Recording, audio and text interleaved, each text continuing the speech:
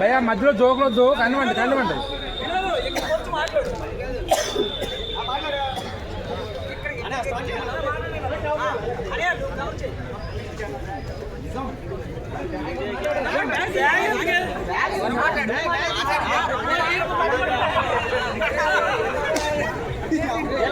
ఇలా పట్టుకో పట్టుకో మాట్లాడతాడు తమ్ముడు మాట్లాడతాడు.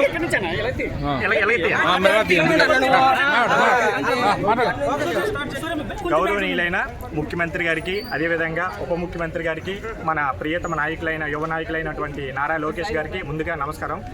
సో గురువు గారు, ఏంటంటే విషయం, గత ప్రభుత్వంలో గ్రూప్ 2 నోటిఫికేషన్ అనేది వచ్చింది. సో అయినా సరే ప్రిలిమ్స్ అనేది జరిగింది. అప్పటికీ మేము కూడా రాష్ట్ర విధానంలో తప్పులు ఉన్నాయని మా విద్యార్థులు మేము గ్రహించలేకపోయినా సరే మా ప్రియతమ నాయకులైనటువంటి మా పట్టభద్రుడు ఎమ్మెల్సీ అయినటువంటి వేపాడ చిరంజీవి గారు మాకు తెలియజేశారు ఇలాగ రాష్ట్ర విధానంలో తప్పులు ఉన్నాయని.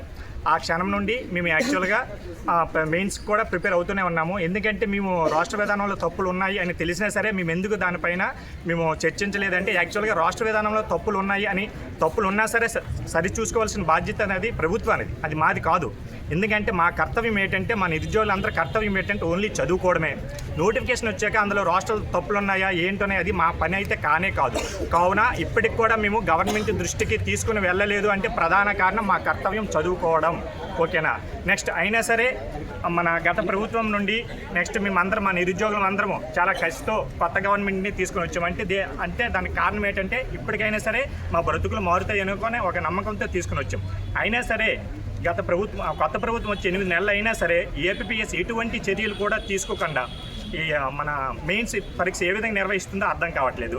నెక్స్ట్ 8 నెలల సమయంలో ప్రభుత్వం కూడా ఏ విధంగా మా పైన బాధ్యత వహిస్తుందో కూడా అర్థం కావట్లేదు. ఇది అందరికీ తెలిసిన విషయం. ఏంటంటే పొరపాటున మెయిన్స్ ఎగ్జామ్ అయిపోయినా సరే సుప్రీంకోర్టు తీర్పు ప్రకారం చూసుకుంటే ఖచ్చితంగా రద్దు అవుతుంది. ఎందుకంటే నేనేమి ఒక లాయర్ కూడా కాదు, బట్ ఏంటంటే గత తీర్పుల ఆధారంగా మనం అందరికీ తెలిసిన విషయం.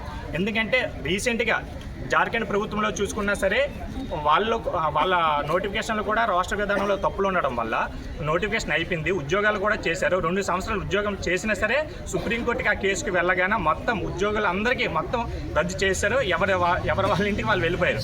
కావున ఇప్పుడు మేము కోరేది ఒకటే, మా నిరుద్యోగులందరి తరఫున మేము కోరేది ఏమిటంటే రాష్ట్ర విధానంలో తప్పుల్ని సరిదిద్ది చక్కగా, అంటే మీరు ఎన్ని రోజుల్లో, అంటే మేము బయట వస్తున్న వార్తలు ఏంటంటే మేము ఇది ఓన్లీ కావాలని చేస్తుందని అనుకుంటున్నారు. అంటే మాకు ఎక్కువ రోజులు కావాలని, అంటే కొంతమంది ఉంటారు వీళ్ళకి సబ్జెక్టు కంప్లీట్ అవ్వలేదు, రివిజన్ కోసం వీళ్ళు అడుగుతున్నారు. అదేంటి కారణం కాదండి. మీరు వారంలో అయితే వారంలో రాష్ట్ర విధానాన్ని సరిచేసి మాకు ఎంత తొందరగా వీలైతే అంత తొందరగా ఎగ్జామ్ కండక్ట్ చేస్తారని మాకు.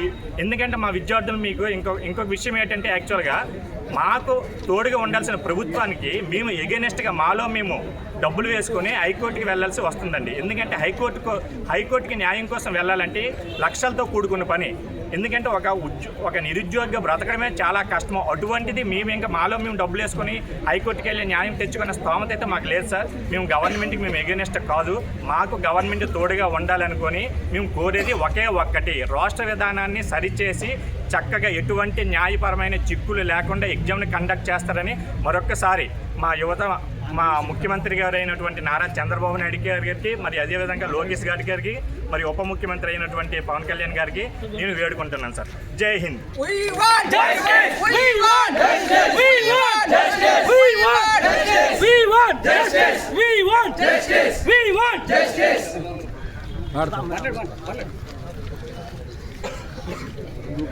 గౌరవనీయులైన మన ముఖ్యమంత్రి చంద్రబాబు నాయుడు గారికి, మన విద్యాశాఖ మంత్రి నారా లోకేష్ గారికి వినపతి ఏమంటే, గ్రూప్ ఏ నోటిఫికేషన్ గత ప్రభుత్వంలో ఇచ్చిన తర్వాత రాష్ట్రంలో తప్పులున్న సంగతి అందరికీ తెలిసిందే. గత 2 సంవత్సరాలుగా 3-4 సంవత్సరాలుగా ప్రిపేర్ అవుతూ ఉన్నాము. సో ఇప్పుడు అందరికీ రాష్ట్రంలో చాలా ఇబ్బందులు ఉన్నాయి కాబట్టి మీరు రాష్ట్రం క్లియర్ చేసి మా నిరుద్యోగులందరూ కూడా న్యాయం చేస్తారని కోరుతూ ఉన్నాం సార్. నెక్స్ట్ టైం వచ్చి ప్రతి డిపార్ట్మెంట్లో teaching and non teaching notifications అన్నీ కూడా ఇవ్వాలనుకొని ప్రతి జనవరి కల్లా జాబ్ క్యాలెండర్ వచ్చి ఈ విధంగా అందరికీ ఇది మన ప్రభుత్వం అని చెప్పి మీరు అంటూ ఉన్నారు. ప్రతి ఒక్కరు డిఎస్సీ క్యాలెండర్ అయితేనేమి, పోలీస్ అయితేనేమి, కానిస్టేబుల్ అయితేనేమి, గ్రూప్ 4 అయితేనేమి, గ్రూప్ 2, గ్రూప్ 1 ప్రతిదీ కూడా ఏదైతే పాత పద్ధతిలో ఉండేదో ప్రతి ఒక్క ఇవ్వాలని మా ముఖ్యమంత్రి గారిని, మన ఎడ్యుకేషన్ మంత్రి లోకేష్ గారు అడుగుతూ ఉన్నాము. ధన్యవాదాలు. Thank you. We want